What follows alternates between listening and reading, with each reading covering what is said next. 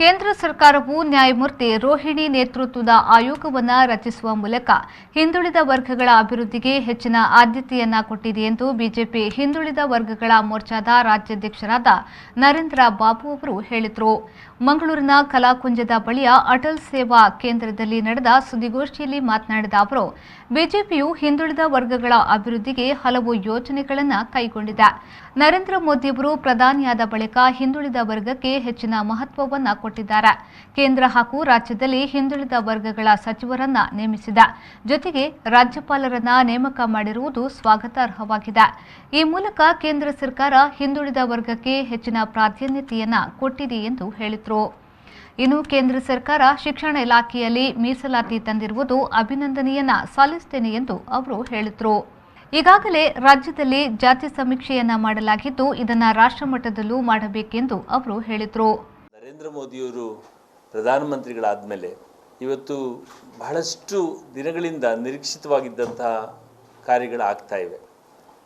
ಮೊದಲನೇದಾಗಿ ಅವರು ಕೊಟ್ಟಂತಹ backward classes commission recognition, constitutional recognition, ಸಾಂವಿಧಾನಿಕವಾದಂತಹ ಒಂದು ಮಾನ್ಯತೆಯನ್ನು ಕೊಡುವುದರ ಮುಖೇನ ಇವತ್ತು ಬ್ಯಾಕ್ವರ್ಡ್ ಕ್ಲಾಸಸ್ ಕಮಿಷನ್ಗೆ ಹೆಚ್ಚು ಶಕ್ತಿಯನ್ನು ಕೊಟ್ಟಿದ್ದಾರೆ.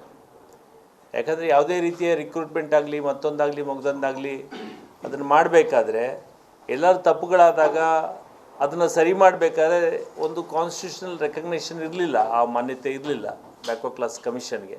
ಇವತ್ತು ನರೇಂದ್ರ ಮೋದಿಯವರು ಬಂದು ಅದನ್ನು ಆ ಒಂದು ಮಹತ್ತರವಾದ ಒಂದು ನಿಲುವನ್ನು ತೆಗೆದುಕೊಂಡ್ಮೇಲೆ ಅವರ ಸರ್ಕಾರ ಇವತ್ತು ಒಂದು ಒಳ್ಳೆಯ ಒಂದು ಬೆಳವಣಿಗೆ ಆಗಿದೆ. ಜಸ್ಟಿಸ್ ರೋಹಿಣಿ ಕಮಿಷನ್ ಕಾನ್ಸ್ಟಿಟ್ಯೂಟ್ ಮಾಡುವುದರ ಮುಖೇನ ಇವತ್ತು ದೇಶದಲ್ಲಿ 4,000ಕ್ಕೂ ಹೆಚ್ಚು ಹಿಂದುಳಿದ ಜಾತಿಗಳನ್ನು ಇವತ್ತು ಪಟ್ಟಿಯಲ್ಲಿವೆ, ಕೇಂದ್ರದ ಪಟ್ಟಿನಲ್ಲಿ. ಹಾಗೆ ರಾಜ್ಯದಲ್ಲೂ 199 ಜಾತಿಯು ಹೆಚ್ಚು ಇವತ್ತು ಹಿಂದುಳಿದ ಜಾತಿಗಳಿವೆ. ಈ ಒಂದು ಜಾತಿಗಳ ಸಮುದಾಯಗಳನ್ನು ಇವತ್ತು ನರೇಂದ್ರ ಮೋದಿಯವರು ಮತ್ತು ಹಿಂದುಳಿದ ವರ್ಗದ ಸಂಬಂಧಪಟ್ಟಾಗೆ ಇವತ್ತು ಸರ್ವವ್ಯಾಪಿ, ಸರ್ವಸ್ಪರ್ಶಿ, ಸಬ್ಕೆ ಸಾಥ್ ಸಬ್ಕಾ ವಿಕಾಸ್ ಸಬ್ಕಾ ವಿಶ್ವಾಸ್ ಅಂತಕ್ಕಂಥದ್ದಕ್ಕೆ ಅರ್ಥವನ್ನು ಕೊಡುವುದಕ್ಕೆ ಮುಖೇನ ಇವತ್ತು ಕೇಂದ್ರದಲ್ಲಿ ಮಂತ್ರಿಮಂಡಲದ ವಿಸ್ತರಣೆಯಲ್ಲಿ 27 ಜನ ಸಚಿವರನ್ನ, ಕೇಂದ್ರ ಸಚಿವರನ್ನ ಕೊಟ್ಟಿರ್ತಕ್ಕಂಥದ್ದೇ ಸಾಕ್ಷಿ. ಜೊತೆಯಲ್ಲಿ ರಾಜ್ಯಪಾಲರುಗಳನ್ನು ಸಹ 3 ಜನ ರಾಜ್ಯಪಾಲರುಗಳನ್ನ ಹಿಂದುಳಿದ ವರ್ಗಕ್ಕೆ ಕೊಟ್ಟಿರ್ತಕ್ಕಂಥದ್ದು ಇದು ಸ್ವಾಗತಾರ್ಹ.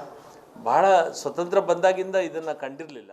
ಸುದ್ದಿಗೋಷ್ಠಿಯಲ್ಲಿ ಹಿಂದುಳಿದ ವರ್ಗಗಳ ಮೋರ್ಚಾದ ಜಿಲ್ಲಾಧ್ಯಕ್ಷ ಆರ್.ಸಿ. ನಾರಾಯಣ್, ಪ್ರಧಾನ ಕಾರ್ಯದರ್ಶಿ ಸುರೇಶ್ ಬಾಬು, ಅಶೋಕ್ ಮೂರ್ತಿ, ಭರತ್ ಕುಮಾರ್ ಸೇರಿದಂತೆ ಮತ್ತಿತರರು ಉಪಸ್ಥಿತರಿದ್ದರು.